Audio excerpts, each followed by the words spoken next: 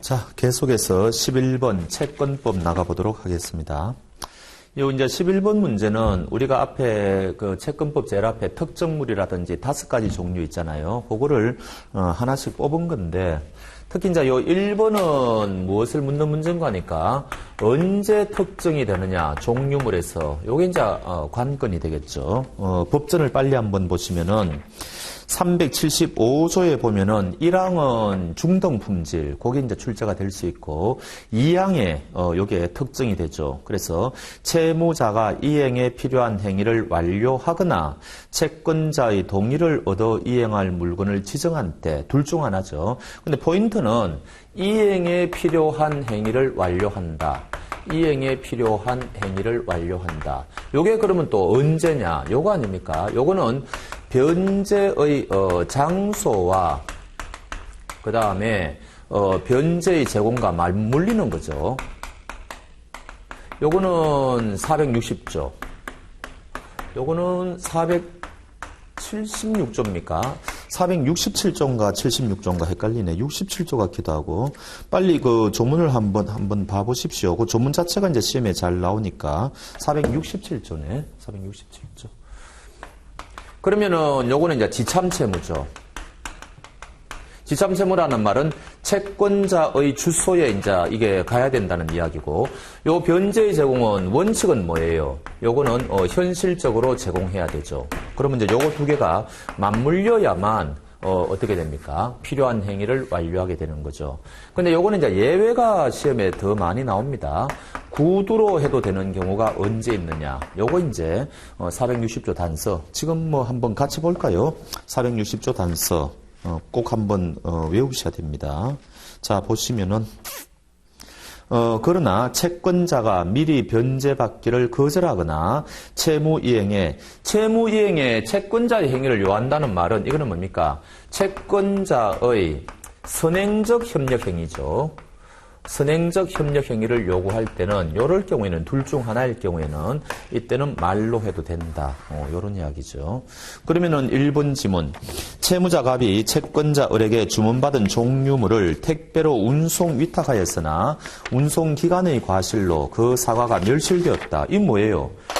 채권자의 주소지에 도달을 해야지 이게 변제 이행에 필요한 행위를 완료했는데 중간에 이게 멸실되었죠. 그러면 이거는 특정이 안 된 거죠. 그러면 특정 전에는 이게 법적 효과가 어떻게 되죠? 조달 의무가 있죠. 그래서 대한민국에 이 물건이 있는 한 다시 보내줘야 된다. 다시 보내주지 않으면 채무 불이행이 된다. 그게 포인트죠. 그 다음에 2번 선택채권이죠. 갑은 을에게 A, B 소 중에서 한 마리를 일주일 후에 인도하기로 약정하였다.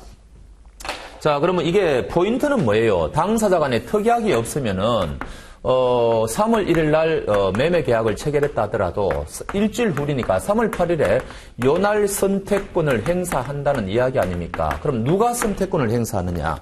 요게 포인트죠. 근데 우리 민법 380조를 가보면은 뭐 당사자가 의사가 없다든지 아니면은 법에 규정이 없으면은 채무자가 선택권을 행사하죠. 제가 자주 말씀드리지만 법률의 규정에 채권자라고 되어 있는 게 우리 법에 딱 하나가 있다 그랬습니다. 법률의 규정에 보니까 채권자가 선택하는 게 딱 하나가 있다. 이게 바로 135조죠. 그래서 이거 여러분들이 꼭 외우셔야 됩니다. 무권 대리인의 책임 해가지고 상대방이 선택한다. 이거는 상대방은 채권자죠. 그래서 이거 하나는 별도로 외우시고, 이거 이외에는 당사자가 특약이 없는 한 채무자가 선택권을 행사하게 되어 있다. 그러면 여기 사례에서는 갑이 이 소를 팔은 사람이죠. 그럼 갑이 채무자죠. 그럼 갑이 선택권이 있다. 근데 문제는 요 사이에 둘 중에 B소가 멸실했죠. B소가 멸실하면은 이제 A소밖에 남아있지 않지 않습니까? 그러면은 3월 8일 날 선택권 행사할 것도 없이 A소로 자동적으로 특정이 되느냐, 아니면은 없어진 B소를 선택할 수가 있느냐. 요거 이제 관건이죠. 요게 이제 이 선택채권에서는 제일 중요한 거 아닙니까? 근데 우리 법 조문에 어떻게 돼 있죠? 385조에 가 보니까 2항이 중요하죠. 선택권 없는 당사자의 과실로 인하여. 그러면은 지금 여기는 선택권자가 갑인데 선택권이 없는 당사자는 을이라는 이야기 아닙니까? 요 비소가 멸실된 게 을의 과실로 만약에 그렇게 됐다면은 나중에 이 갑은 요 날짜에 비소 선택할 수 있다는 이야기죠. 근데 지금 우리 지문에는 그게 아니지 않습니까? 갑의 과실이죠. 그러면 자기 자신이 잘못했으니까 잘못해놓고 자기가 없어진 소를 선택할 수는 없죠. 요때는 A소로 자동적으로 특정이 되겠죠. 그 조문이 385조 1항에 있습니다. 자, 2항을 먼저 읽어보면은 선택권 없는 당사자의 과실로 인하여 불능이 되었을 때는 불능을 선택할 수 있다는 거죠. 그러나 1항, 처음부터 불능이다. 요거 중요하죠. 원시적 불능. 처음부터 이 비소는 없다는 이야기죠. 아니면 후에 이행 불능, 비소가 없어졌지만은 이게 뭐라고요? 을의 과실로 그렇게 됐다. 그럴 때는 갑은 비소를 선택할 수 있지만 지문에 있는 것처럼 갑의 잘못으로 됐을 때는 자동적으로 A소로 결정이 된다. 그 이야기 아닙니까? 그러니까 2번은 맞는 이야기죠. 그래서 이 선택채권에서는 385조 조문이 제일 중요하고 선택채권은 385조 꼭 아셔야 되고 그 다음에 당연히 규정이 없으면 채무자가 선택권이 있다는 380조 중요하고 그 다음에 또 중요한 게 386조도 중요합니다. 요날 선택권 행사해도 요날로 거슬러 올라가가지고 이제 A소로 특정이 되죠. 그러면 요날부터 처음부터 A소에 대한 매매가 있는 걸로 봐주겠다는 이야기죠. 그게 386조 이야기입니다. 그래서 선택채권에서 제일 중요한 조문, 그 세 가지 조문 정도 아셔야 되죠. 그 다음에 3번은 397조 이야기죠. 그래서 우리가 원래 이 금전채권을 불이행했을 때는, 금전채무를 불이행했을 때는 원래 채무자는 고의과실이 없었다. 내가 제때 돈을 주지 못한 게 내 잘못이 아니다. 원래 이거를 입증하면 면책이 돼야 되는데 금전채무는 면책이 안 되죠. 그게 397조 1항에 있는 거죠. 너무너무 중요한 조문. 그래서 읽어보면은 2항이네요. 전항의 손해배상에 관하여는 채무자는 과실 없음을 항변하지 못한다. 그래서 무과실책임 2항 꼭 아셔야 되고 그 다음에 또 앞에는 뭐가 있습니까? 채권자는 손해 증명을 요하지 않는다. 손해의 증명. 원래는 일반 채무 불이행의 경우에는 손해 증명을 해야 되는데 손해 증명을 요하지 않는다. 그러면 이거 계산 어떻게 하느냐? 실손해배상 청구가 안 된다 그랬죠. 실손해배상 청구를 할 수 있는 게 아니고 이때 약정 이율이 있으면은 요 약정 이율이 손해배상 계산하는 거고 약정 이율이 만약에 약정 이율이 있다면 이 약정 이율이죠. 그 다음에 이 약정 이율이 없다면 이때는 법정 이율 가져가죠. 그럼 법정 이율 외우셔야 되죠. 민사법정 이율은 연 5푼이다. 외우셔야 되지 않습니까? 이런 식으로 가면 됩니다. 그런데 이것도 예외가 있죠. 원래는 실손해 청구가 안 된다 그랬는데 실손해 청구가 가능한 경우가 있어요. 법률에 그런 규정이 있단 말이죠. 법률에 그런 규정이 있어요. 그 397조에도 뭐 그런 말이 있죠. 그런 말은 없네. 여하튼 실손해 청구가 가능한 게 임치의 경우, 그 다음에 위임의 경우, 그 다음에 조합의 경우, 이럴 경우에는 손해배상 청구할 수 있게 되어 있습니다. 그래서 이것도 알아놓으십시오. 한번 조합 같은 거 한번 가볼까요? 빨리 저 뒤에 조문 한번 가보시죠. 조합 가셔가지고 그냥 위임 가보죠. 위임 685조 예를 들면 685조 읽어보면 수임인이 위임인에게 인도할 금전 또는 위임인의 이익을 위하여 사용할 금전을 자기를 위하여 소비했다. 그러면은 소비한 날 이후 이자 지급하는 건데 그 외에 손해가 있으면 배상해야 된다. 이런 규정이 나오죠. 그래서 이런 것들 그 다음에 조합도 마찬가지입니다. 제때 이 사람이 돈을 출자해야 되는데 돈을 제때 출자하지 않으면은 일종의 채무불이행이죠. 이때도 마찬가지입니다. 손해배상 해줘야 된다는 조문이 있거든요. 그런 것들이 공통적입니다. 자, 어찌됐든 3번은 그래서 뭡니까? 금융기관 전산망에 장애가 발생했다. 채무자 잘못이 아니죠. 불가항력입니다. 그래도 채무자가 변제기에 송금 못하게 되었다면 채무자는 채무불이행 책임을 지게 되죠. 무과실 책임이니까. 그 다음에 4번은 뭐예요? 요런 거를 우리가 뭡니까? 대용권이라 그러죠. 자, 그러면은 관련되는 조문을 한번 가봅시다.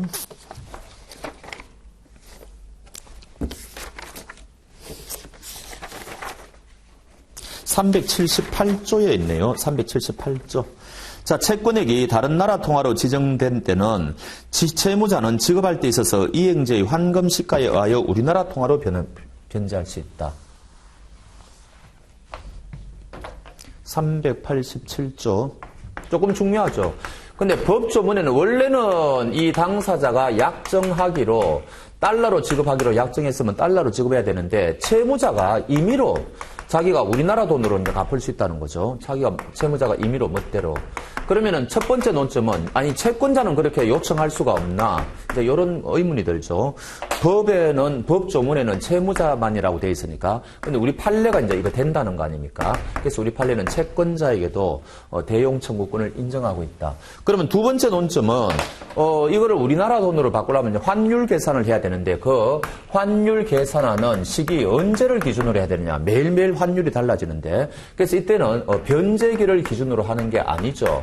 실제 지급일을 기준으로 한다는 게 판례죠. 그래서 이 판례 외우셔야 되고, 특히 이 채권자의 경우에는 채권자가 이제 소송을 제기해가지고 우리나라 돈으로 지급하라고 할 때는 항상 사실심, 변론, 종결심을 기준으로 하죠. 사실심, 변론, 종결시를 기준으로 해가지고 환율 계산을 하면 된다.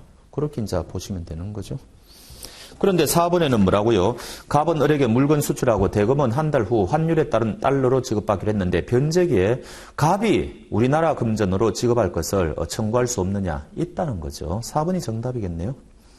5번은 뭐예요? 갑은 을의 진돗개라는 것은 이거를 특정물로 볼 수도 있고 똑같은 진돗개가 여러 마리가 있으면은 이거는 이제 불특정물로 볼 수도 있죠. 어찌됐든 간에 1개월 후에 받기로 했는데 진돗개는 이미 광견병에 걸려 죽을 것이 확실시된다. 하자가 있다는 이야기죠. 그럼 우리가 물건의 하자가 있을 때는 580조, 581조에 의해서 하자 담보 책임이 인정되지 않습니까? 이때 매수인은 선의 플러스 무과실이 인정되어야 담보 책임을 상대방한테 매도인한테 물을 수가 있고, 지금 이 개는 광견병에 걸려 죽을 게 확실된다면 이거 목적 달성이 불가능하죠. 그럼 우리가 항상 담보 책임에서 목적 달성이 불가능하다면 이때는 계약을 해제할 수가 있죠. 그 이야기죠. 그러면은 5번 지문은 맞는 이야기입니다. 선의무과실 나타나 있고, 그 다음에 목적 달성 불가능이라는 게 광견병에 걸려 죽을 것이 확실시된다. 이런 말이 나오죠. 이거는 하자가 있다는 이야기죠. 그럼 이게 특정물이든 불특정물이든 매수인은 계약을 해제할 수 있는 거는 명백하죠. 그러니까 5번 지문은 맞는 이야기다. 그 이야기입니다. 12번 이삿짐 센터 운영하는 갑은, 그러면 뻔하죠 이거. 이행 보조자 문제구나. 여러분들은 감을 잡으셔야 됩니다. 그러면은 갑이라는 사람이 채무자죠. 계약을 체결한 채무자죠. 그럼 고객은 A죠. 그러면 이제 뭔가 지금 여기서 계약을 체결했을 거 아닙니까? 그러면은 요 사람은 이제 이삿짐 운반 의무가 생겼죠. 근데 요거를 이제 종업원을 통해가지고, 을을 통해가지고 직원이라고 돼 있으니까 일종은 이 사람은 또 사용자 관계도 인정이 되겠네요. 이 사용자 피용자 관계가 인정될 수도 있고 안 될 수도 있죠. 요 사람이 독립적인 관계에 있는 사람일 수도 있으니까 그때는 사용자 피용자가 안 되겠죠. 지금은 직원이라고 돼 있으니까 사용자 피용자 관계가 이제 인정이 되는 겁니다. 자, 옳지 않은 거. 을이 일을 하다가 직무와 관련된 일을 하다가 잘못했네요. 부주의로 A의 요거 손해를 발생케 했다 이 이야기죠. 그러면 결국은 이 손해배상 청구와 관련돼 가지고 A는 어떤 권리 구제책이 있느냐? 뻔하죠. 요 지금 사용자 피용자 관계에 있으니까 을에게는 불법행위 책임 물을 수 있죠. 첫 번째 불법행위 책임. 불법행위 책임은 을에게도 물을 수가 있고 갑에게도 물을 수가 있죠. 이때 갑은 어떻게 됩니까? 756조 사용자 책임이죠. 그 다음에 을은 750조 일반 불법행위 책임이죠. 이렇게 물을 수가 있고, 두 번째는 또 뭡니까? 이 A는 계약 위반 그래가지고 채무 불이행 책임을 물을 수가 있죠. 이게 이제 일종의 불완전 책임이니까. 이때 중요한 것은 요거는 갑에게만 물을 수 있지 을에게는 물을 수 없다. 요게 이제 포인트가 되겠죠. 요게 이제 시험에 너무너무 많이 나오지 않습니까? 그래서 종업원은 계약 당사자가 아니니까 절대로 채무 불이행 책임의 대상은 안 된다. 요게 포인트죠. 요게 뭐 시험에 너무너무 많이 나오는 이야기입니다. 그 다음에 요 양자의 관계, 이 2번과 1번의 관계는 부진정 연대 책임이다. 뭐 이렇게 되는 거죠. 부진정 연대 책임이다. 그러면은 1번에 을이 이삿짐 운반하다가 부주의로 A의 도자기를 깼다. 갑은 A에 대하여 불완전 이행으로 인한 책임이 있다. 맞죠? 요 이야기죠. 갑은 채무 불이행 책임을 지는 거고요. 2번 갑은 A에 대하여 사용자 책임을 질 수도 있죠. 지금 직원이라고 돼 있으니까. 그 다음에 3번 을 또한 A에 대하여 불완 요거죠. 요거 아니라는 거죠. 이게 제일 많이 나오죠. 4번 을이 이삿짐 운반하다가 A의 시계를 절취했다. 이런 것까지 요거는 약간 학설 논란은 있는데 완전히 직무하고 관련되는 엉뚱한 일을 한 거죠. 이삿짐 운반과는 전혀 무관한 거 아닙니까? 물론 이제 이삿짐을 운반하는 그 과정 중에 생긴 거지만 절도하는 것까지 이제 범위를 확대시키지는 않습니다. 요거는 개인이 책임져야 되는 거죠. 그러니까 이제 4번은 맞는 이야기고 5번 을은 갑의 지시감독을 받지 않아도 지시감독을 받지 않으면 피용자는 아니죠. 그러나 이행보조자는 될 수 있죠. 그래서 우리가 갑하고 을 사이에 요게 지금 요것처럼 지시, 명령의 관계, 복종의 관계에 있을 때 을은 우리가 이행보조자가 되는 거죠. 따라서 요 사람에게 과실이 있으면 요거는 갑의 과실이 되어버리죠. 따라서 갑은 여기서 말하는 채무불이행 책임을 지는 거죠. 이 사람은 집에서 낮잠 자고 있었다 하더라도 과실이 인정이 되어버리죠. 뭐 그런 이야기고. 근데 만약에 요게 도급 같은 거를 줘가지고 요 양자 관계가 지금 독립적인 관계다. 전혀 지금 지시 명령 관계가 아니라는 거죠. 그래도 우리 판례에 의하면은 요 을은 지금 391조에서 말하는 이행보조자에 해당된다는 거죠. 요 판례가 너무너무 중요하지 않습니까? 이거 모르고 시험장 가시면 안 되죠. 그래서 12번 한번 해설 한번 보시겠습니까? 해설 보시면 특히 뭡니까? 5번 이행보조자는 채무자의 지시 감독을 받는 관계가 있어야 되는 것은 아니다. 채무자의 의사관여. 이 사람이 왜 일을 하느냐? 이 사람이 하고 뭔가 계약을 체결했겠죠. 의사관여하에 일을 하고 있으면은 그거는 이행보조자가 된다. 이 사람이 얘가 일을 하고 있는 걸 얘가 모르고 있다. 그거는 아니죠. 의사관여가 없기 때문에. 그러나 의사관여가 있으면은 얼마든지 독립적인 관계라고 하더라도 이행보조자가 될 수 있다. 자, 13번은 이게 채권자 지체가 시험에 나올 때가 됐는데 안 나오고 있어요. 그래서 채권자 지체를 한번 물어보았습니다. 요 이행보조자도 나올 때가 됐고요. 매도인 A는 매매 계약에 의하여 고추를 B에게 인도하려고 하는데 B는 고추 시세가 내렸다는 이유 등 여러 이유를 들면서 그 수령을 거절하고 정당성이 없죠. 수령을 거절하는데 정당성이 또 있으면 모를까? 정당성이 지금 없는 겁니다. 그러니까 채권자 지체가 일어나고 있는 거죠. 그래서 뭡니까? B가 채권자죠. B가 이거 B하고 지금 A 사이에는 일종의 임치계약을 맺은 겁니다. 그래서 요 사람이 매도인 A는 원래는 고추를 이 사람한테 넘겨야 되는데 이 사람이 일시 보관을 하고 있는 거죠. 근데 이제 이 사람이 이거 가져가라 이렇게 이야기하는데 이 사람이 정당성이 없으면서 지금 수령을 거절하고 있다. 이런 이야기죠. 수령 거절하고 있으니까 지금 채권자 지체가 일어나고 있다. 지금 이거 묻는 거죠. 그럼 채권자 지체 그러면은 여러분들은 뭡니까? 401조, 402조, 403조 조문하고 저 뒤에 있는 538조 위험부담의 법칙 특히 요게 중요하겠죠. 요거 이제 관련되는 겁니까? 법 조문을 물을 것이다. 이제 그렇게 생각하시면 간단하죠. 자, 1번 A는 고추 인도 의무를 여전히 부담하며 고추를 선량한 관리자의 주의로 이 뒷부분이 틀렸죠. 자기가 보관은 해야 되는데 이제는 책임이 경감이 되죠. 채권자 지체가 일어나고 있었기 때문에 이제는 선관주의 의무로 보관할 필요가 없죠. 그게 400조에 있습니다. 401조에 있죠.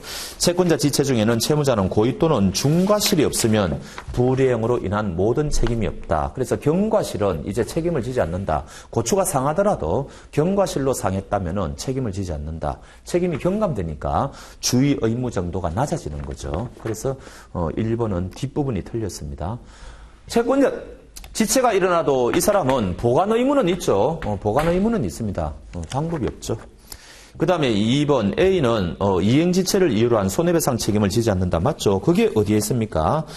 이 사람은 이제 변제의 제공을 했죠. 가져가라고 했죠. 그러면은 변제의 제공을 하면은 461조에 의해서 채무불이행 책임을 지지 않죠. 그 이야기입니다. 그래서 변제 채권자 지체는 항상 변제의 제공하고 관련해가지고 봐야 됩니다. 그래서 요거하고 하나 461조도 하나 보셔야 되겠네요.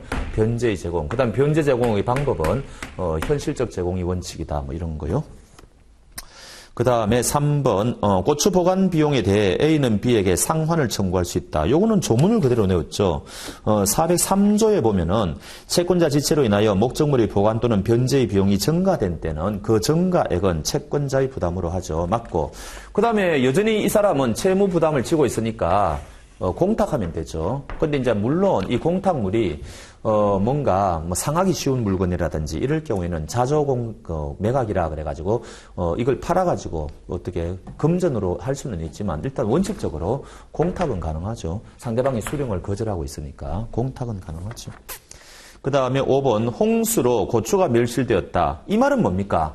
채권자 지체 중에 멸실이 되어버렸죠.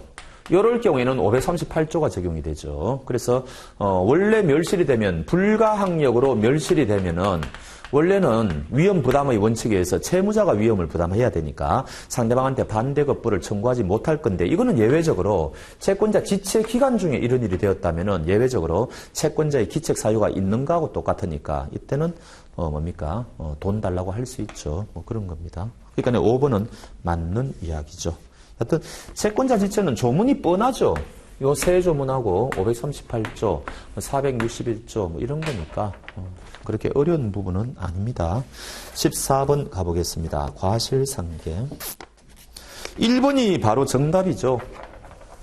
우리가 이제 과실상계는 채무 불이행하고 여러분들 그 뒤에 한번 요거 굉장히 중요한데 저 뒤에 763조 가보시면은 채무 불이행하고 그 다음에 불법 행위에 공통적으로 적용되는 조문이 있죠. 요거 네 가지가 있죠. 요거 출제될 가능성이 좀 있습니다. 그러니까 요거 외워 놓으십시오.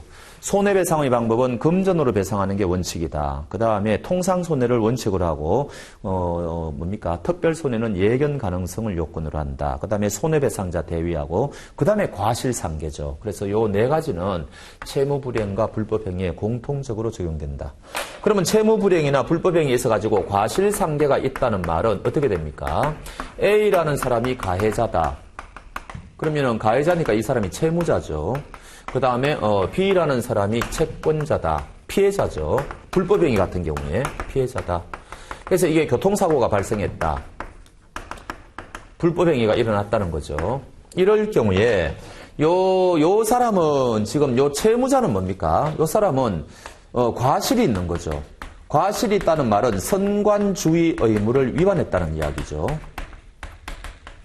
그럼 요 채권자에게도 과실이 지금 있으니까 우리 서로 과실상계하자 이 이야기 아닙니까? 그래서 이 사람이 1억 피해를 입었다고 하더라도 요 사람의 과실이 20%가 있다면은 이제 1억 중에서 8천만 원밖에 못 받는다 이거 아니겠어요?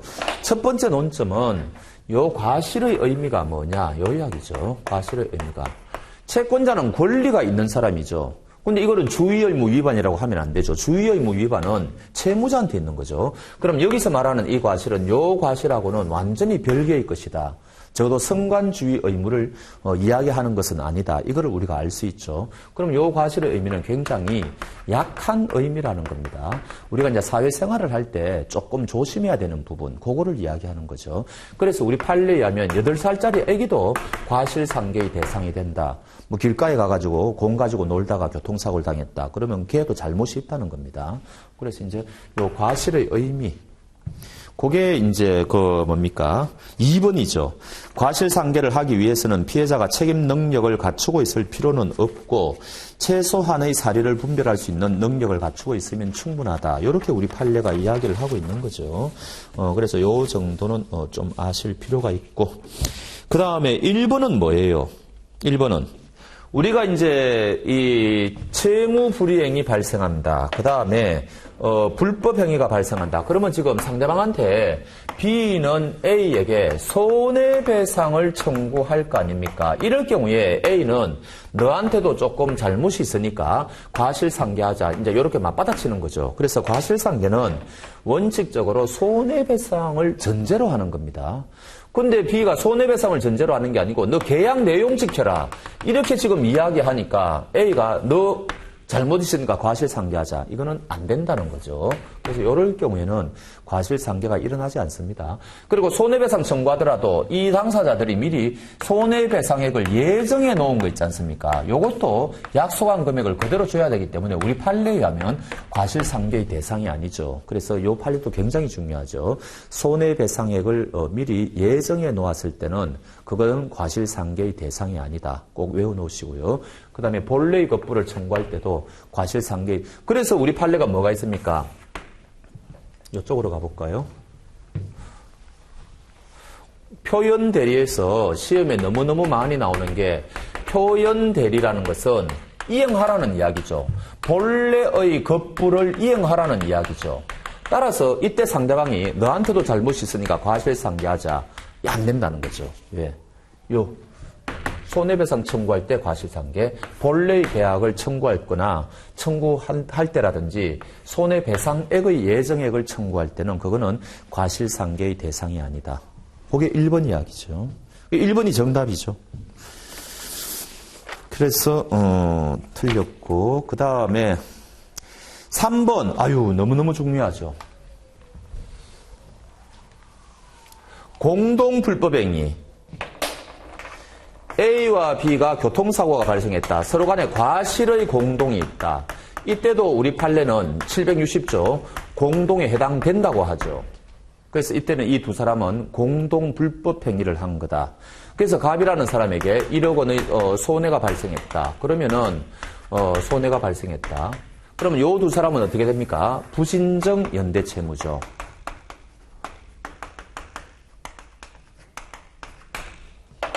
그러면은 갑은 A에게 1억 청구할 수 있고 B에게도 1억 청구할 수 있다. 근데 문제는 요 두 사람이 굉장히 긴밀한 관계가 있다. 예를 들어가지고 부부관계다.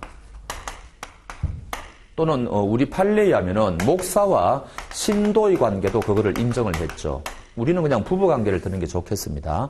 그러면은 이 사람이 부인이고 이 사람이 남편이라고 이야기했을 때 자기가 남편한테는 손해배상 청구 안 하겠죠. 그러면은 이 A한테 1억 청구할 건데 A는 이 사람한테 1억 다 물어주고 일로 구상권 행사할 거냐. 그러면은 이 사람이 구상권에 응해주지 않으면 이 사람은 골치 아플 거 아닙니까? 이때 뭐라고 이야기하는 거니까 요 사람의 과실이 30%가 있다면은 요게 요 사람의 과실로 인정이 되어버리죠. 요 사람은. 그러니까 이때 A는 요 사람한테 돈을 줄 때 과실상계가 일어나니까 이때 7천만 원만 주면 되는 거죠. 이런 경우를 우리가 3번 지문에서 이야기하고 있는 겁니다. 피해자의 과실, 요 사람의 과실에는 요 사람 본인의 과실뿐만 아니라 근데 이 사람은 과실이 없죠. 과실이 없지만 그와 신분상은 부부라고 생각하시면 되고 생활관계라는 거는 목사 신도라고 생각하시면 됩니다. 뭐 이 사람이 목사, 이 사람이 신도인데 차에 같이 타고 가다가 이제 사고가 났다는 거죠. 이렇게 생활관계상 일체를 이루는 관계에 있는 자의 과실도 피해자 측의 과실이라 그래가지고 포함이 된다. 이 사람은 잘못이 없다 하더라도 이 사람의 과실이 그대로 일로 가가지고 인정이 된다. 굉장히 중요한 판례죠. 우리 판례가 이제 이 다방 종업원은 인정을 안 했죠. 생활관계상의 일체성이 없다 해가지고 오토바이 뒤에 타고 가다가 차 배달하는 다방 내지 같은 경우에는 인정을 안 했는데 부부관계라든지 목사 신도관계는 신분상 내지 생활관계상 일체성이 있다 이렇게 표현을 하죠. 자, 그 다음에 4번은 뭡니까? 요거는 396조를 그대로 시험에 냈죠. 법전 한번 봅시다. 굉장히 중요한 조문이죠. 채무 불이행에 관하여 혹은 불법행위에 관하여 채권자에게 과실이 있을 때는 법원은 손해배상의 책임 및 그 금액을 정하네 이를 뭐라고요? 참작하여야 된다. 첫 번째, 반드시 해야 됩니다.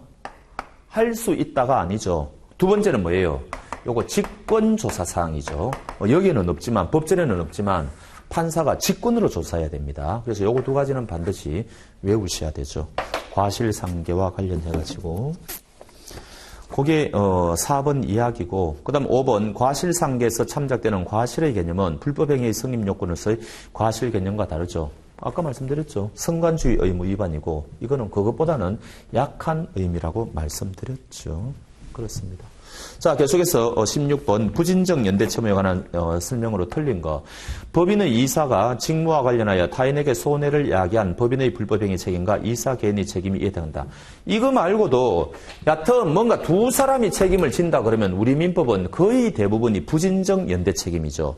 그래서 법문에 연대라는 말이 있을 때도 말할 것도 없고 해석상으로도 마찬가지입니다. 지금 이야기한 35조 1항 법인의 불법행위 책임 같은 거 이럴 때 연대라는 말은 없지만 우리 학자들은 통설판례는 부진정 연대 채무라고 해서 한다. 그런데 유일한 거 연대라고 돼 있지만은 이게 부진정 연대 채무가 아니고 순수 연대 채무라고 해석하는 게 뭐가 있습니까? 이게 사용대차하고 임대차죠. 그래서 사용대차와 임대차에서 여러 명의 사람이 물건을 빌렸다. 이럴 경우에는 요거는 부진정 연대 채무가 아니고 순수 연대 채무가 되죠. 그러면 이제 부진정 연대 채무와 순수 연대 채무의 차이점을 아셔야 될 거 아닙니까? 그거는 뭡니까? 그 밑에 2번부터 보면 되죠. 채권자는 부진정 연대 채무자 한 사람에 대하여 채무 전액 또는 일부를 또는 모든 채무자에게 요거는 연대 채무하고 똑같죠. 지금 너무 어지러우니까 다시 지워보면 A, B가 교통사고, 과실의 공동으로 교통사고가 발생했다.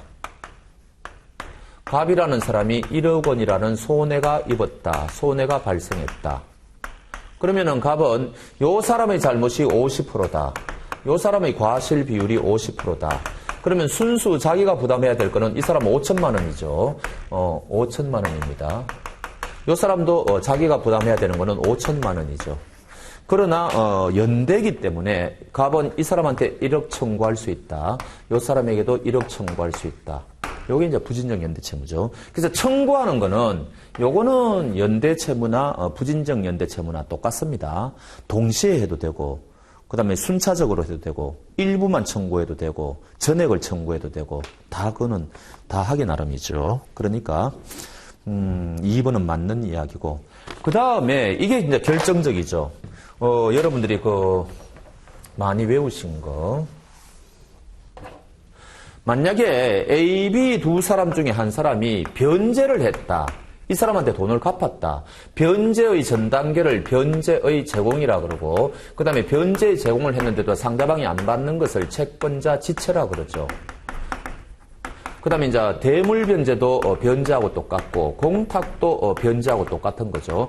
요런 거는 당연히 절대적 효력이 있죠. 그래서 A가 갑에게 돈을 갚았다. 대물 변제를 했다. 그럼 이제 B도 할 필요가 없죠. 그런 건데. 근데 문제는 이제 이경상 면동서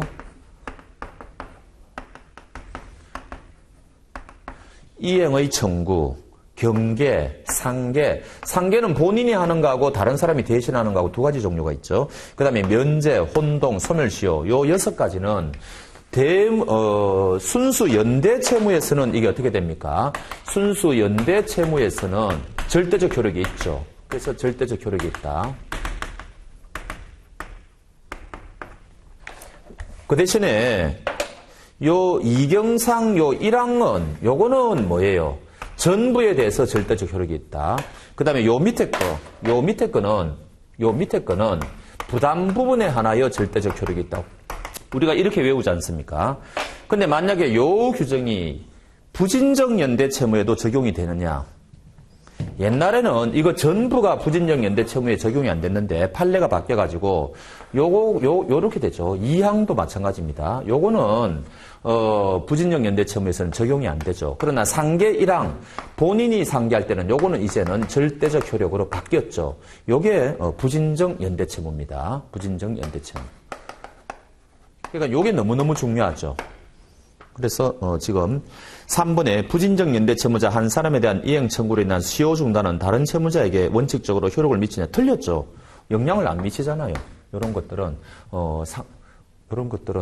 요 파란색이 이제 요거는 부진적 연대채무에서는 상대적 효력이죠. 상대적 효력이다.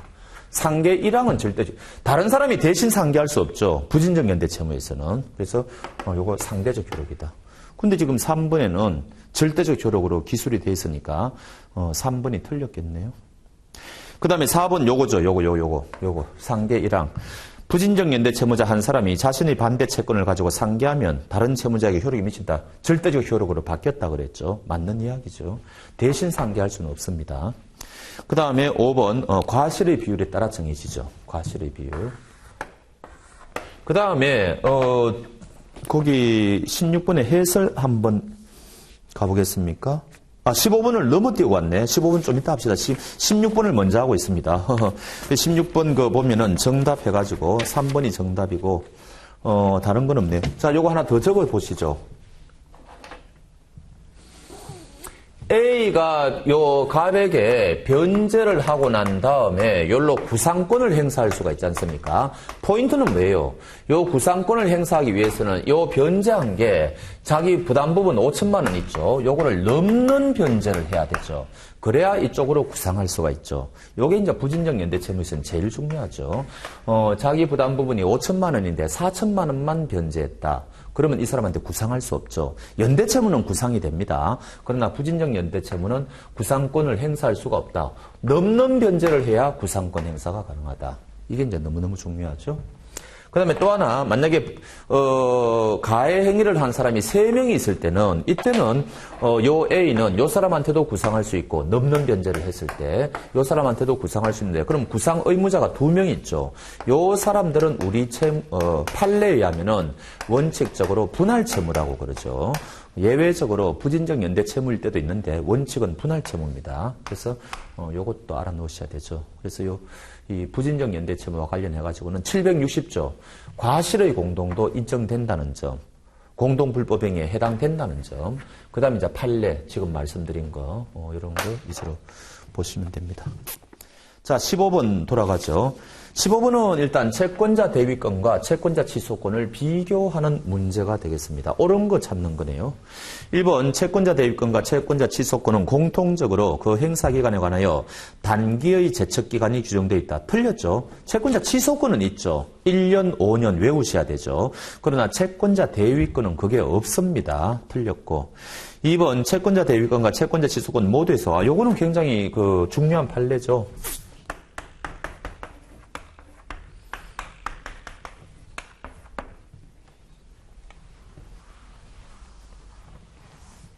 요거는 채권자 대위권, 요거는 채권자 취소권. 요럴 경우에 지금 요 B가 요 사람한테 만약에 1억 받을 게 있다. 이때 A가 자기한테 이거 달라고 할 수 있느냐, 금전 지급하라고 할 수 있느냐, 가능하죠. 채권자 취소권도 마찬가지죠. 자기한테 돈 달라고 할 수가 있느냐, 맞죠? 둘 다 이거는 됩니다. 우리 판례에 의하면은. 원래는 이 사람한테 줘라 이렇게 해야 되죠. 이 사람한테 원위치 시켜라 이렇게 해야 되는데, 예외적으로 금전의 경우에는 자기에게 달라고 해가지고 퉁치는 거죠. 상계를 해버릴 거 아닙니까? 그러면 이제 사실상 우선 변제를 받아간다. 그런 이야기죠. 그러니까 2번은 맞는 이야기죠. 모두에서 채권자는 행사의 상대방인 제3자에게 직접, 요건 이제 금전의 경우입니다. 건물 같은 건 안 되죠. 금전을 전제로 하는 겁니다. 조금 약간 부정확하네요. 직접 자기에게 인도할 것을 청구하는 것도 가능하다. 것도라고 되어 있네요. 금전입니다. 금전. 그 다음에 3번에 채권자 태권 대권. 요거는 뭡니까? 이행기. 요거는 A가 B에게 돈 받을 수 있는 변제기가 만약에 5월 1일이다. 그러면은 5월 1일이 지나야만 채권자 대위권 행사가 가능하죠. 그럼 5월 1일 이전에는 못 하느냐? 둘 중 하나죠. 법원의 허가를 받든지 아니면은 보존행위 차원에서 하는 거죠. 요거 두 가지는 예외적으로 할 수 있지만, 그렇지만 원칙적으로 변제기 지난 다음에야 채권자 대위권을 행사해야 되겠죠. 그래서 이 채권자 대위권은 이행기, 변제기가 굉장히 중요하죠. 그런데 이쪽은 뭡니까? 그게 아니죠. 요 두 사람이 채권자를 골탕 먹이는 사회 행위를 하는 것을 전제로 하니까 사회 행위라고 하는 것은 A, B 두 사람 사이에 이 채권이 존재하는 것을 전제로 하고 있는 거죠. 성립하는 것을 전제로 하고 있습니다. 그래서 요거는 이행기하고는 관계가 없고 채권 자체가 미리 있어야 된다는 거죠. 요게 원칙이죠. 예외적으로 우리 판례는 뭐라고요? 채권이 없다 하더라도 앞으로 발생할 개연성이 높은 거는 우리 판례가 또 인정한 게 있죠. 그러나 원칙적으로는 그렇다는 거고 채권자 취소권은 이행기하고는 아무 관계가 없다. 그러나 이쪽은 이행기가 중요하다. 조문에도 그렇게 돼 있죠. 404조 가가지고 확인해 보시기 바랍니다. 그런 말이 나오죠. 2항에 있죠. 기한이 도래하기 전에는 법원의 허가, 그 다음에 보존행위 뭐 이런 말이 나옵니다. 그러면은 3번 틀렸고 그 다음에 4번 채권자 대위권과 채권자 취소권은 모두 A의 이름으로 하는 거죠. 내용 증명을 보낸다 아니면은 소를 제기한다 전부 이 채권자의 권리죠. 이쪽도 자기의 권리죠. 그러니까 우리가 이제 최근에 시험에 나오는 게 채권자 취소권은 반드시 소를 제기해야 되니까 이거 절차법 아니냐, 절차법적인 권리가 아니냐 이렇게 이제 시험에 최근에 나오고 있는데 아니죠. 민법에 규정되어 있으니까 실체법적인 권리입니다. 어찌됐든 간에 4번은 틀렸고 5번은 우리가 매번 한 거죠. 채권자 대위권은 소를 제기할 필요가 없죠. 소 제기해도 되고 그러나 채권자 취소권은 반드시 소를 제기해야 되죠. 그러니까 5번도 틀렸다. 뭐 이런 이야기입니다. 정답은 2번이 되겠네요. 다음에 2회 모의고사 할 때 또 관련되는 판례 내용을 또 여러분들이 좀 보셔야. 근데 이게 참 예측이 안 되는 게 연속해서 채권자 대위권에서 한 3년 출제가 될 때도 있고 연속해서 채권자 취소권에서 2년 이렇게 출제할 때도 있기 때문에 작년도에 채권자 취소권이 나왔다고 해서 금년도에 채권자 대위권이 나온다 이런 보장이 없어요 이게. 그래서 이거 여러분들 다 공부하셔야 돼요. 연속해서 출제한 때도 굉장히 많습니다. 또 어떨 때는 요거 합작해가지고 나올 때도 있고 그래서 굉장히 이 부분은 예측하기가 어렵습니다. 자, 그 다음에 16번 넘어가고 17번 이제 채권 강론으로 넘어왔네요. 자, 동시이행의 항변권. 1번 너무너무 중요하죠. 수령 지체, 뭡니까? 채권자 지체에 빠졌다고 하더라도 이 사람은 얼마든지 동시이행 항변권을 행사할 수 있죠. 그러면은 상대방의 동시이행 항변권을 무력화시키기 위해서는 오늘 내 쪽에서 변제 제공을 했다고 해서 끝이면 안 되고 상대방이 수령 지체에 빠져 있을 때는 내일 또 변제의 제공을 계속해야 되죠. 그래야만 상대방은 동시이행 항변권을 써먹지 못한다. 계속이죠. 그래서 1번은 틀렸죠. 수령 지체에 빠진 상대방이라고 하더라도 얼마든지 동시이행 항변권을 행사할 수 있다. 그게 포인트가 되겠습니다. 자, 그 다음에 2번 동시이행의 항변권이 주장이 없는 경우에는 상대방의 청구권은 그대로 효력을 발생한다. 그렇죠.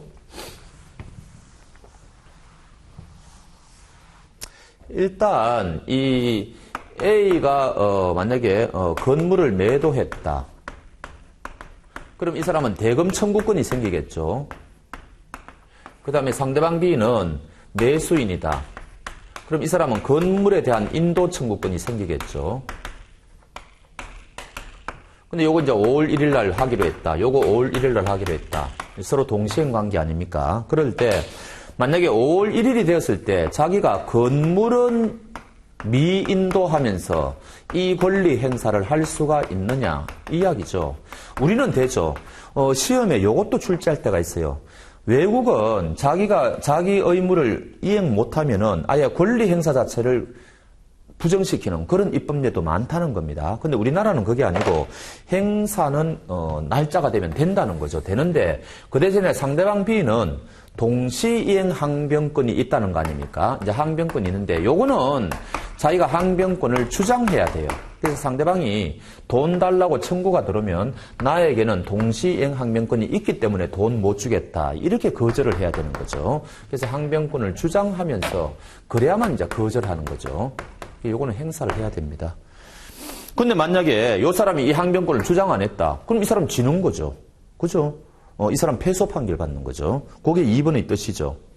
그러니까 맞는 이야기죠. 그 다음에 3번입니까? 자, 원고가 제기한 이행 제기 청구 소송에서 이 사람이 동시행 항변권을 주장했다. 그럼 이 사람이 피고가 승소해야 될 거 아닙니까? 근데 그렇게 판결을 안 한다는 이야기죠. 어차피 서로 간에 맞바꿔야 되니까 상환 판결, 그렇게 이제 판결을 내린다는 그 말은 100% 이 사람이 지는 게 아니고 일부는 이겼다는 이야기입니다. 그래서 원고가 제기한 이행청구 소송에서 동시행 항변권을 주장하는 경우에는 원고 패소 판결이 아니라 피고는 원고의 이행과 상환으로 이행하라는 판결을 하여한다. 맞죠? 이것도 간혹 출제가 됩니다. 알아놓으셔야 되고. 그 다음에 요 사람은 얘가 자기 건물을 인도하지 않으면은 요 사람은 지금 항변권이 지금 존재하고 있죠. 요 B라는 사람은 지금 항변권이 존재하고 있죠.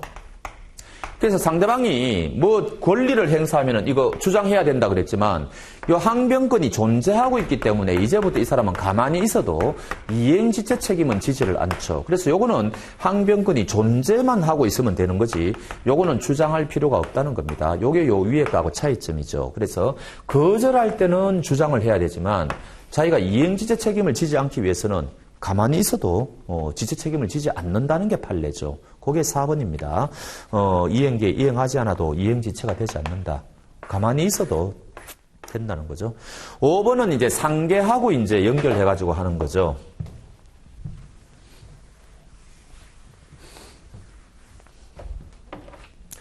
A가 B에게 돈 받을 자동채권이 있다. B도 A에게 돈 받을 있게 있다. 이게 수동채권이죠. 근데 이 자동채권에 만약에 상대방이 항변권이 존재한다. 그 다음에 이 자동채권에 변제기가 미도래되었다. 이럴 경우에는 A는 어떻게 됩니까? 상계할 수 없죠. 상계 불가죠. 상대방을 보호하기 위해서. 요거는 자동채권과 관련된 요건이죠. 항변권이 있다든지 변제기가. 근데 수동채권은 관계없죠. 항변권이 있든 변제기가 도래하지 않았던 요거는 무관하다 그랬습니다. 그 이야기죠. 그러니까 5번에 동시이행의 항변권이 붙은 채권은 이를 자동채권으로 하여 상계하지 못한다. 그런 거고요. 그 다음에 이 동시이행 항변권은 한 해 걸러 시험에 거의 나오는 경향이 있을 정도로 굉장히 중요하죠. 근데 제일 시험에 많이 나오는 거는 변제하고 영수증 청구권은 요거는 동시행 항변권 관계가 맞죠. 근데 변제하고 채권증서 돌려달라고 하는 거, 채권증서 반환 청구권, 요거는 동시행 관계가 아니다. 요게 실토로 출제가 많이 되죠. 그러니까 요거 꼭 하나 알아놓으시고 동시행 관계가 아니다. 그 다음에 또 하나는 우리가 이제 임대차나 도급 같은 경우에 동시행 항변권 있지 않습니까? 이때는 비례하여 거절할 수가 있죠. 전액을 다 임대료 같은 거나 보수 같은 거를 다 못 주는 게 아니고 요 임대차 같은 경우에 물건을 내가 쓸 수가 없다. 그 비례해가지고 임대료를 안 주면 되는 거지 전액이 아니죠. 비례. 그래서 여기 만약에 전액이라고 그러면 이거 틀리죠. 요것도 굉장히 시험에 많이 나옵니다. 도급도 마찬가지고 내가 상대방이 건물을 엉망으로 지었다. 그럼 나는 보수를 일체 안 줘도 되느냐. 비례해가지고 주지 않아야 된다는 거죠. 그것 좀 아셔야 되고. 그 다음에 두 번째는, 부당이득의 문제는 발생하죠. 특히 요거는 이제 임대차와 관련해가지고 시험에 많이 되지 않습니까? 부당이득과 관련해가지고. 그래서 요날 임대차가 종료가 되었는데, 그런데도, 만약에, 임대인이 보증금을 돌려주지 않는다. 미반환. 그러면 임차인은 어쩔 수 없이 동시행 항변권이 있으니까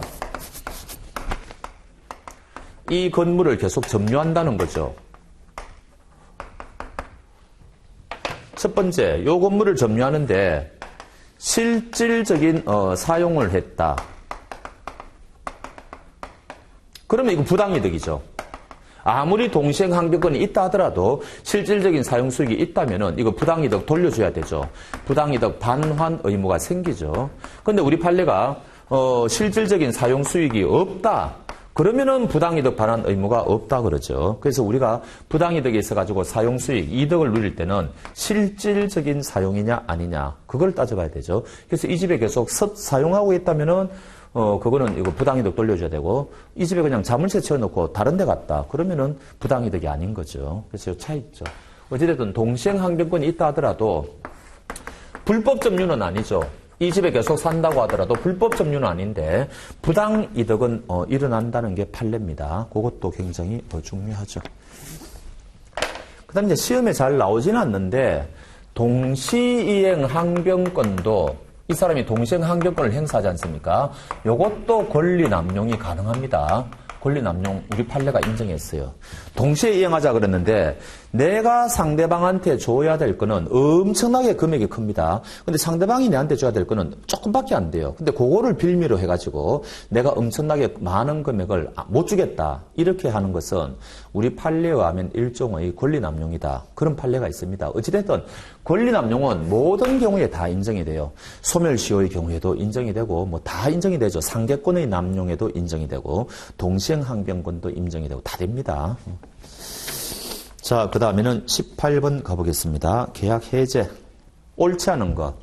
자, 1번은 뭡니까? 이중이죠.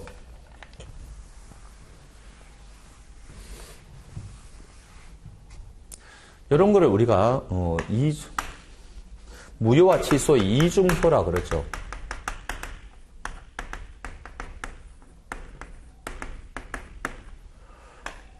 이게 무효인데,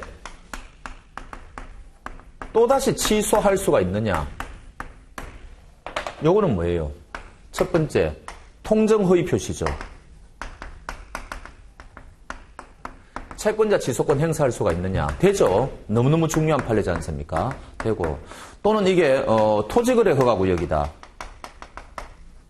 유동적 무효죠. 이때는 유동적 무효죠. 근데 요 유동적 무효인데 사실은 이게 사기를 당해가지고 내가 이 토지거래 허가구역에서 매매계약을 체결했다. 사기에서 취소권 행사할 수 있느냐? 있다는 게 판례죠. 그래서 무효는 가만히 내버려둬도 법적 효력이 없지만 한 번 더 확인 사살할 수 있다. 이게 이제 우리 판례지 않습니까? 그렇게 알아놓으시면 되죠. 세 번째는 판례는 아닌데 얘가 의사 무능력 상태에서 계약을 체결했다. 만취 상태에서. 그러면 이건 무효죠. 근데 또다시 얘가 미성년자라는 이유로 얘가 취소할 수가 있느냐? 되죠. 요거는 이제 학자들이 이야기하는 겁니다. 어쨌든 요것도 무효와 취소의 이중효가 되죠. 두 번째는 요거죠.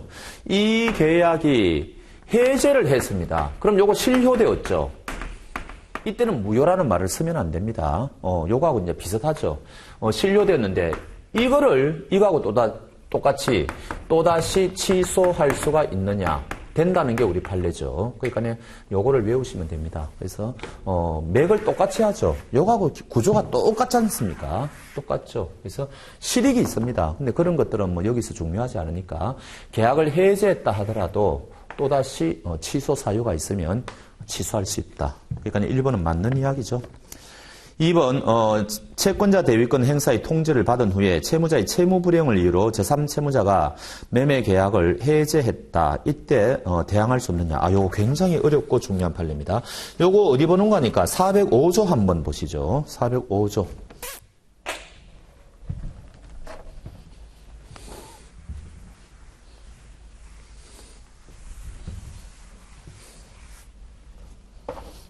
ABC 관계에서 요 사람이 채무자고 요 사람이 제3채무자죠. 요 사람이 채권자 대위권을 행사하는 겁니다. 자, 그런데 A가 B에게 통지를 해야 되죠. 채권자 대위권을 행사하고 있다는 것을. 그래서 이 사람한테 5월 1일 날 통지가 도달되었다. 그러면 405조 2항에 보면 뭐라고 되어 있습니까? 1항을 먼저 보면은 요거 통지할 때 보존 행위는 통지할 필요가 없다. 요건 일단 아셔야 되죠. 요거는 굳이 통지할 필요가 없다. 그게 1항의 뜻이고요. 그 다음에 2항은 채무자가 전항의 통지를 받은 후에는 얘가 권리를 처분해봐야, 권리를 처분한다는 말은 예를 들어서 이거 뭐 면제시켜준다든지 예를 들어가 해봐야 A에게는 대항할 수가 없다. 해봐야 헛거다. 지금 이런 이야기죠. 처분이 불가능하다. 이 이야기죠. 그래서 우리가 이제 평소에 공부할 때 얘가 돈 갚으러 B에게 왔을 때 B가 변제 수령을 할 수가 있느냐. 요거 우리가 공부 많이 하지 않습니까? 요거는 된다는 게 판례죠. 요거는 우리 판례에 의하면은 처분이라고 보지 않습니다. 그러니까 요거는 돼요. 일단 요거 이제 굉장히 중요하니까 아셔야 되고. 두 번째는 뭔가 하니까 B, C 사이에 얘가 뭐 채무 불이행 상태가 돼가지고 얘가 지금 계약을 해제했다는 겁니다. 이게 가능하냐 이 이야기죠. 왜냐하면은 우리 법전에는 통지를 하면은 처분 불가능하다고 그랬잖아요. 근데 얘가 계약을 해제하면은 일종의 처분이 되는 거죠. 권리 의무가 없어지니까. 이게 과연 되느냐 이야기입니다. 이때 우리 판례는 이거 된다 그랬습니다. 그래서 이거는 이거하고도 똑같아요. 우리가 그 제3자를 위한 계약에서 이런 거 있었죠. A, B가 있었고 요 사람이 C를 위한 요 사람이 제3자입니다. 그래서 요 두 사람이 매매 계약을 하면서 C를 위한 계약을 체결했다. 제3자를 위한 계약을 체결했다 이 이야기죠. 근데 얘가 수익의 의사 표시를 이야기하면은 이제 더 이상 얘를 해치는 행위를 이 두 사람은 할 수가 없죠. 근데 얘가 만약에 수익의 의사 표시를 5월 1일 날 했다고 칩시다. 그런데 요 두 사람 중에 한 사람이 채무 불이행 상태가 발생해가지고 만약에 A나 B나 계약을 해제할 수가 있느냐? 5월 2일 날 계약을 해제할 수가 있느냐? 해제해버리면은 얘의 권리를 해치지 않습니까? 법조문에 위배되죠. 수익의 의사표시를 하고 난 뒤에는 해치는 행위 하지 말라고 그랬지 않습니까? 근데 우리 판례가 요거는 할 수 있다고 했죠. 채무 불이행에 따른 계약 해제는 가능하다. 그럼 얘가 피해를 입겠죠. 그건 어쩔 수 없다는 거죠. 똑같아요. 계약 해제는 가능합니다. 통지를 하면 처분 못 하는데 해제는 가능합니다. 그러니까 요게 18번에 2번은 틀렸죠. 채권자에게 대항할 수 있습니다. 요거 굉장히 어렵고 중요한 판례죠. 제3자를 위한 계약하고 같이 엮어가지고 하십시오. 3번은 뭐예요? 요날 만약에 우리가 이제 변제기다. 근데 만약에 이행지체 상태가 되어버렸다. 그렇다 하더라도 상대방한테 최고는 해야 된다. 그 다음에 이게 쌍무계약일 경우에는 동시이행의 항변권을 무력화시키기 위해서 상대방의 동시이행 항변권을 무력화시키기 위해서 뭐를 해야 됩니까? 내 쪽에서 변제의 제공은 해야 되죠. 변제의 제공은 해야 된다. 그런데도 여전히 상대방이 여전히 불이행한다면은 이제 비로소 계약 해제가 가능하다. 이게 이제 이행지체와 관련된 일반적인 메커니즘이죠. 메커니즘입니다. 그래서 최고해야 된다. 그 다음에 변제의 제공을 해야 된다. 근데 예외가 있죠. 정기행위 같은 것은 뭐라고요? 최고가 필요 없죠. 최고가 필요 없죠. 뭐 이런 것들은 여러분들이 아실 겁니다. 근데 만약에 5월 31일이 변제기인데 이미 4월 30일 날 이게 이행불능이 되었다는 겁니다. 그럴 경우에는 이거 어떡하느냐? 최고해야 되느냐? 의미가 없죠. 최고할 필요 없습니다. 또 여기에 지금 변제의 제공해야 된다 그랬는데 변제의 제공도 의미가 없죠. 할 필요 없습니다. 바로 계약 해제가 가능하죠. 변제기까지 기다릴 필요가 있느냐? 이것도 의미가 없죠. 바로 계약 해제가 가능하죠. 바로 해제가 가능하다. 이게 이제 핵심이죠. 그 이야기입니다. 그래서 지금 3번에 매도인의 소유권 이전 등기 의무가 이행불능임을 이유로 매매계약을 해제함에 있어서 상대방의 잔대금 지급 의무는 지금 동시행 관계가 있겠죠. 그렇다 하더라도 이행의 제공을 필요로 하지 않는다. 맞는 이야기죠. 그리고 요거하고 똑같은 메커니즘이 미리 수령 거절, 이행 거절이죠. 미리 이행을 거절하겠다는 것을 명백히 표시할 때도 마찬가지죠. 이때도 변제기까지 기다리는 게 의미가 없죠. 최고하는 게 의미가 없죠. 내 쪽에서 변제 제공하는 게 의미가 없죠. 이때도 우리 판례는 바로 계약 해제 가능하다고 그랬죠. 요거하고 같이 알아놓으시면 됩니다. 자, 그 다음에 4번 제3자를 위한 계약에서 수익자는 낙약자. 요거 많이 나오는데 너무 쉽죠? 지워버렸네.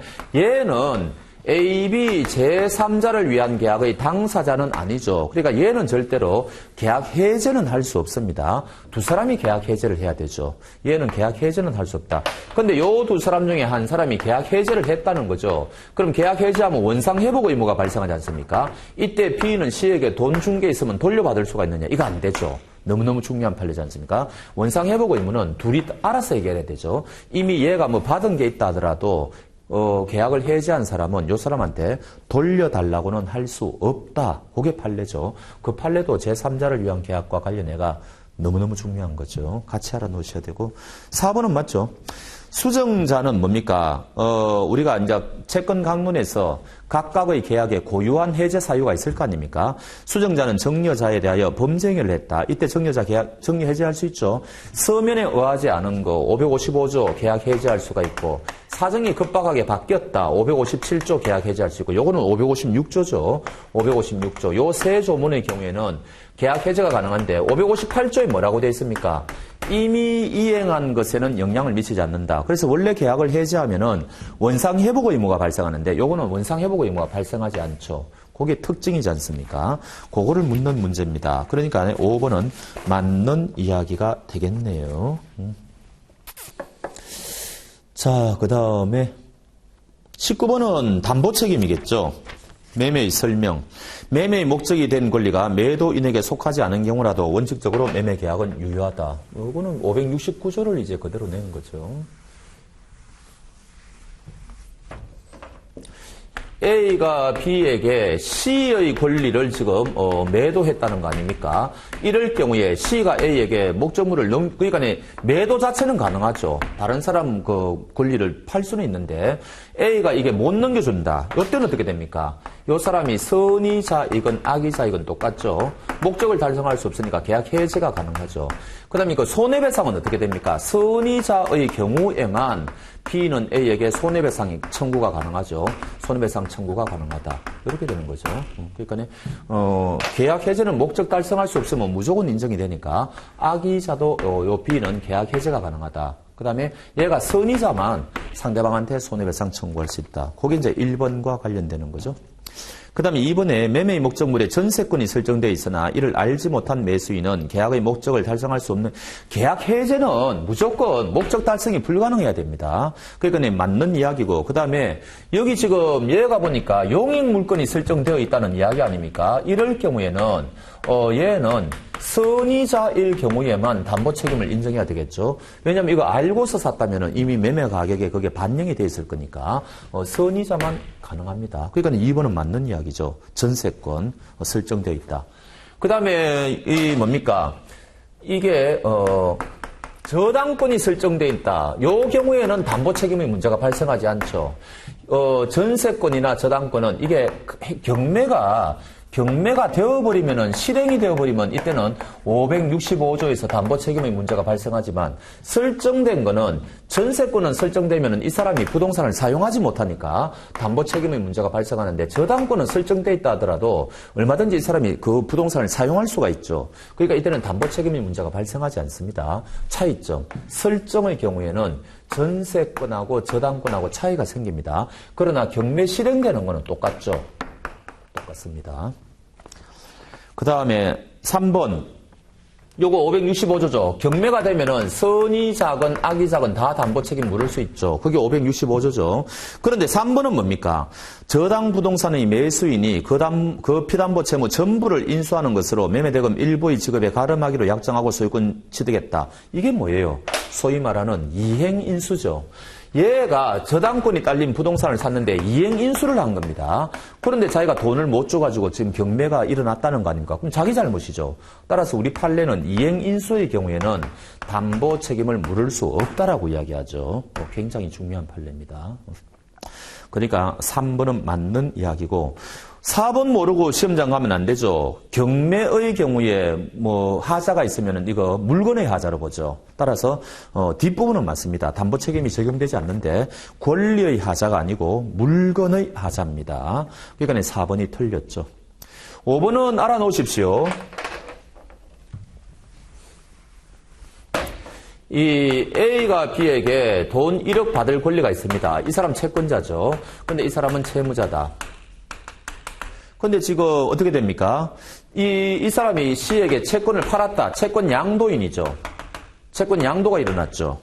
통지가 갔겠죠. 그러면은 이 C가 B에게 돈 받으러 가보니까 이 사람이 변제 자력이 없더라는 겁니다. 돈이 없더라는 거죠. 이때 A가 담보 책임을 지느냐? 안 집니다. 안 지는 게 원칙이죠. 가보니까 이 채권이 없는 채권이다. 엉터리 채권이다. 이거는 책임을 져야죠. 그러나 요 사람이 변제 자력이 없더라. 이거는 담보 책임의 대상이 아닙니다. 그런데 요 두 사람이 특약을 해가지고 내가 요 사람이 변제 자력에 대해서도 담보 책임을 지자 특약을 했을 때는 비로소 조문이 몇 조가 조문이 됩니까? 그게 579조가 적용이 되는 거죠. 그래서 빨리 579조 한번 가보시죠. 그래서 1항의 경우에는 이게 변제기에 도달한 채권이죠. 이때는 매매 계약 당시 채권 양도 시점, 매매 계약 시점이죠. 요 시점, 왜냐하면은 이 채무자의 이 재산이라는 것은 계속 변할 거 아닙니까? 그래서 1항은 계약시를 기준으로 하고 2항이 최근에 시험에 굉장히 많이 나와요. 그래서 요거는 여러분들이 담보 책임에서 좀 간과하기 쉬운 조문인데 요 채권이 아직 변제기에 있지 않다. 이럴 경우에는 언제 시점을 담보하느냐?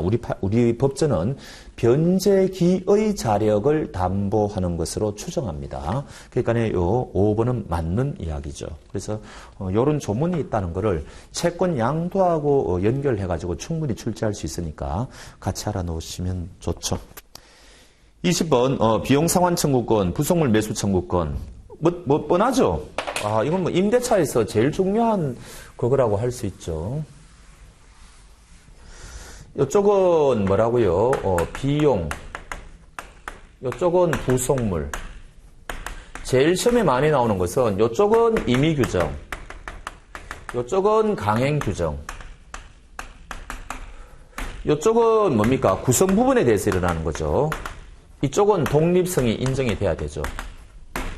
그 다음에 이쪽은 뭡니까? 요 필요비 같은 경우에는 즉시 달라고 할 수 있죠.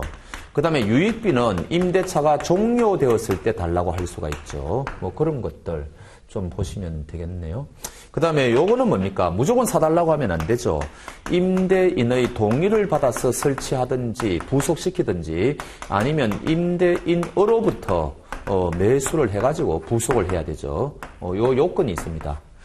근데 이제 시험에 또 아주 단골 문제가 이제 지상물 매수 청구권 있지 않습니까? 요 경우에는 요게 여기서는 요건이 아니죠.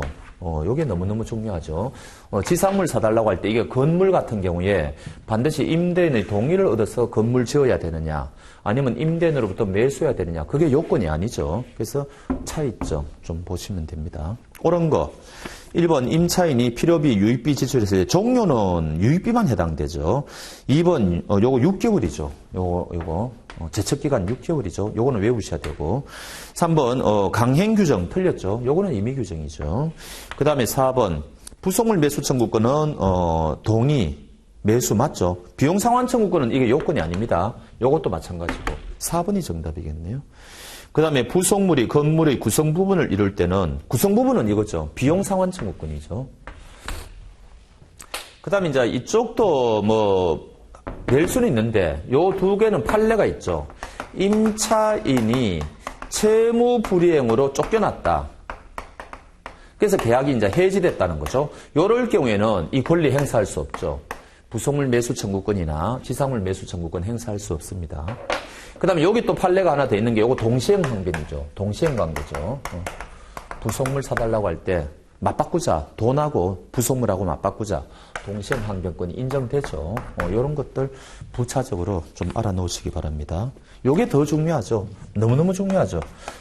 임차인의 채무 불이행으로 계약이 해지되었을 때, 쫓겨났을 때는 이런 권리들이 일체 인정되지 않는다.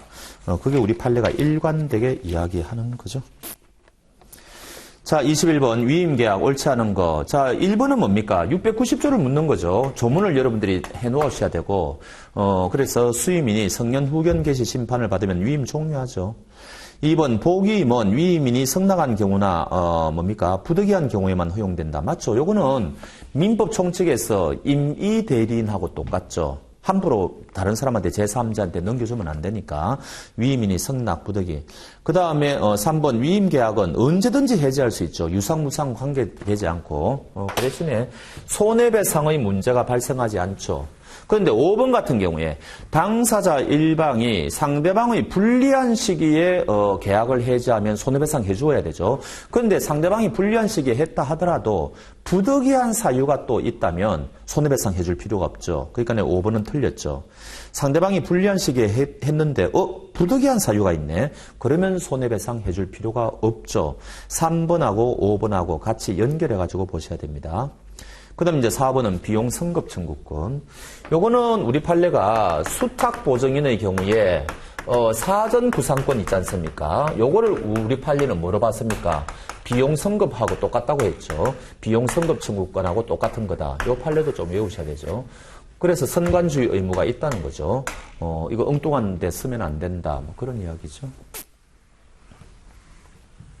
그 다음에 재산법에서는 제가 강의 시간에 누누이 강조하지만은 전부 선관주의 의무입니다. 전부 선관.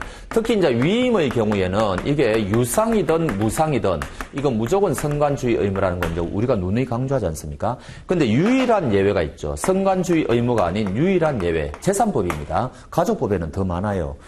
유일한 예외가 뭐가 있는 거니까 공짜로 뭡니까? 임치계약을 할 때죠. 요때는 자기 재산과 동일한 주의 의무입니다.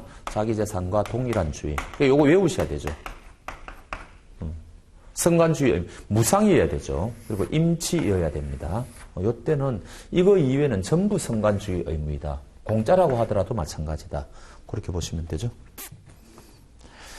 자, 그 다음에 21번에 위임계약 할 때 가령 고객이 법무사 판례죠. 법무사에게 뭔가 사건을 위임했는데 이게 너무 고객의 지시가 부당하다는 겁니다. 이럴 경우에 수임인은 어떻게 해야 되느냐 이야기 아닙니까? 이때 수임인은 고객에게 요 지시가 부당하니까 좀 다르게 한번 생각해봐라. 권고, 조언할 의무가 있습니다. 조언할 의무가 있다. 그런데도 불구하고 이 사람이 여전히 이 지시대로 하라면 그때는 방법이 없죠. 그 지시대로 따라야 되지만 하여튼 한번 조언은 해줘야 된다는 거죠. 그 판례 정도 좀 아실 필요가 있고요. 그 다음에 이 위임과 관련해가지고 좀 특이한 조문이 하나 있죠. 그게 뭡니까?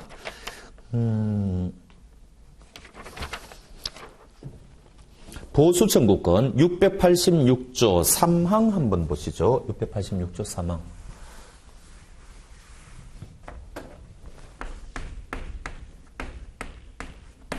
위임인, 수임인, 일할 의무, 채무자, 이의 관점에서는 채무자죠. 그럼 이 사람은 보수지급 의무가 있다고 칩시다. 특약을 해가지고. 그럼 동시행관계죠. 채권, 요 사람이 채무자죠. 일과 관련해가지고는, 수임인이. 근데 이 사람이, 일을 못하게 됐다. 이게 불가능하게 됐다. 후발적 불능이 되었다. 불강력으로 이렇게 됐다. 그러면 일반 원칙으로 가면 어떻게 됩니까? 이 사람은 보수 달라고 할 수가 없죠. 불강력이면 537조 위험 부담에 대한 일반 그게 적용이 되어 가지고 이 사람은 보수 청구가 불가능하죠. 보수 청구할 수 없다. 근데 만약에 두 번째 일을 못 하는데 위임인이 잘못을 했다. 위임인의 귀책 사유가 있다. 이럴 경우에는 538조가 적용되죠. 이때는 보수에 대한 전액 청구가 가능하죠. 그러니까 제가 하고 싶은 말은 이 사람이 지금 일을 못 하게 됐는데 자기 잘못은 아니죠. 불강력이라든지 아니면 요 사람 잘못으로 일을 못하게 됐을 때는 둘 중 하나입니다. 하나 또 돈을 못 받든지 안 하면 전액을 다 달라고 해야 되든지 이렇게 해야 될 거 아닙니까? 요게 위험 부담의 원칙이죠. 근데 686조 3항은 어떻게 되어 있습니까? 여기에 대한 예외라는 거죠. 위험 부담에 대한 예외입니다. 그래서 거기 보시면 2항, 3항 수임인이 위임 사무를 처리하는 중에 수임인의 책임 없는 사유로 위임이 종료됐다. 그럼 이 둘 중 하나죠.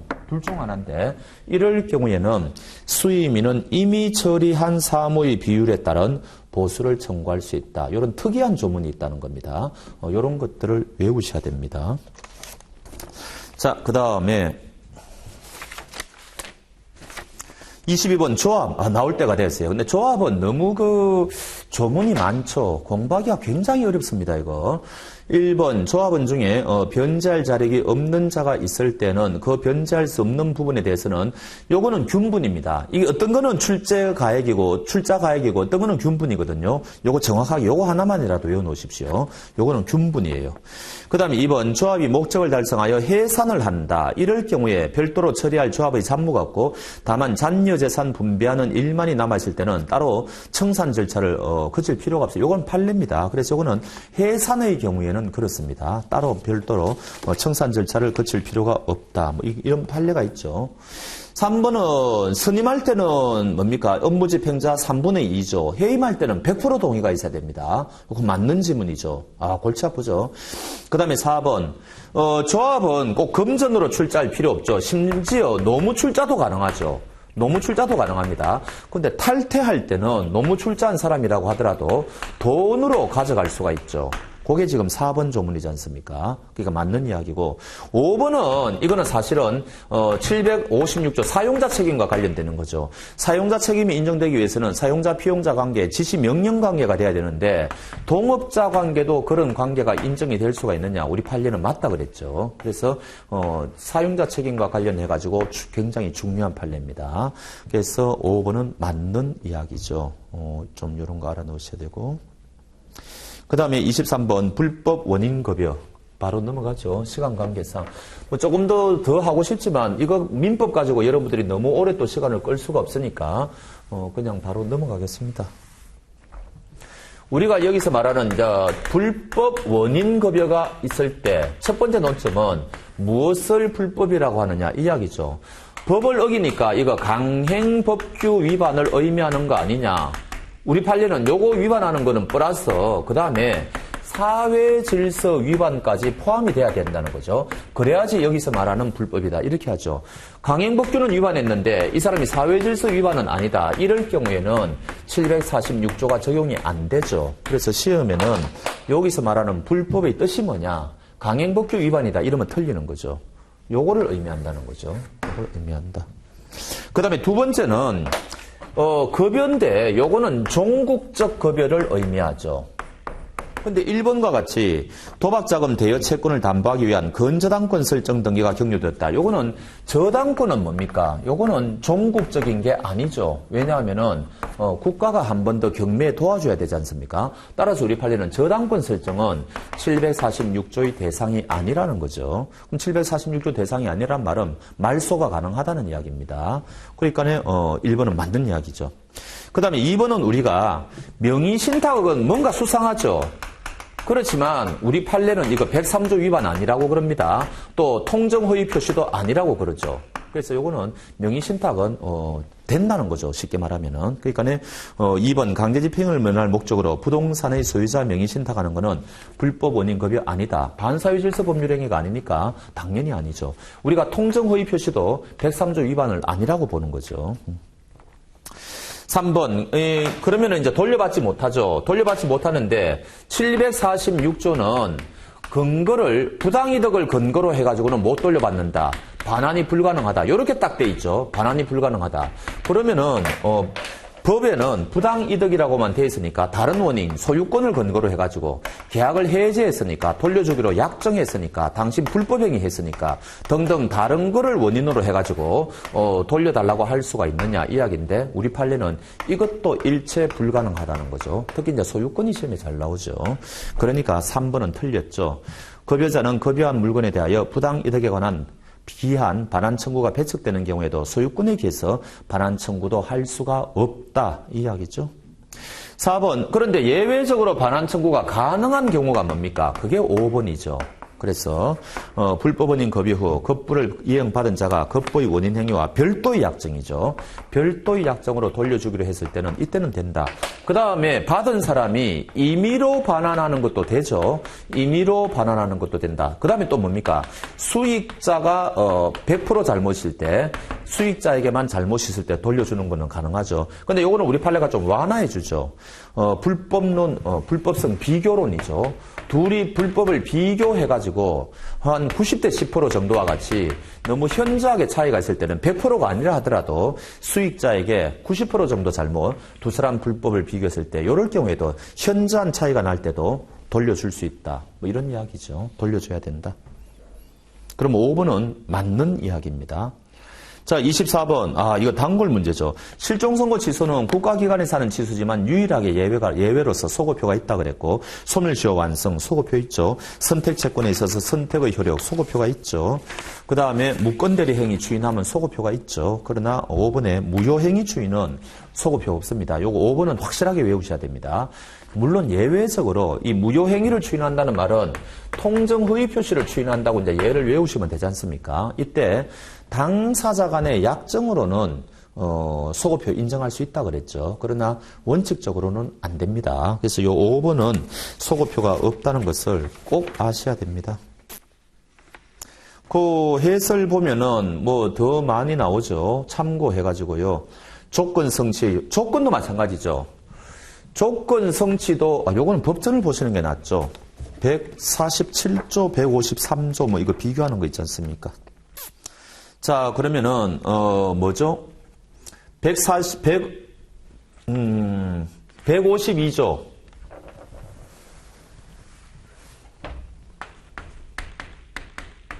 사망이 없죠. 기한의 경우에는.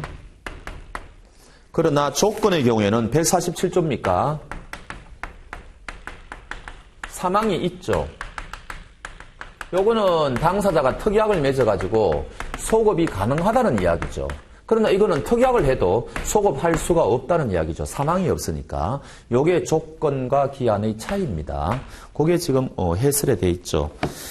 참고 조건 성취의 효과와 기한 도래의 효과도 소급표가 없지만 조건 성취의 효과는 특약으로 소급표가 가능하다는 점을 주의. 요것도 시험에 잘 나오죠. 25번은 저번 시간에 미리 했죠. 그래서 다 마치고요. 자, 요렇게 작년도, 재작년도 문제를 좀 분석해서 작년도에 출제가 안 된 영역을 위주로 집중적으로 했습니다. 아무래도 조금 그래도 우리가 이런 예측은 할 수 있으니까요. 2회 모의고사를 통해서 한 번 더 조금 더 깊게 해보면은 그나마 여러분들이 많이 도움이 될 겁니다. 오늘 1회 모의고사는 이 정도로 마치겠습니다. 수고하셨습니다.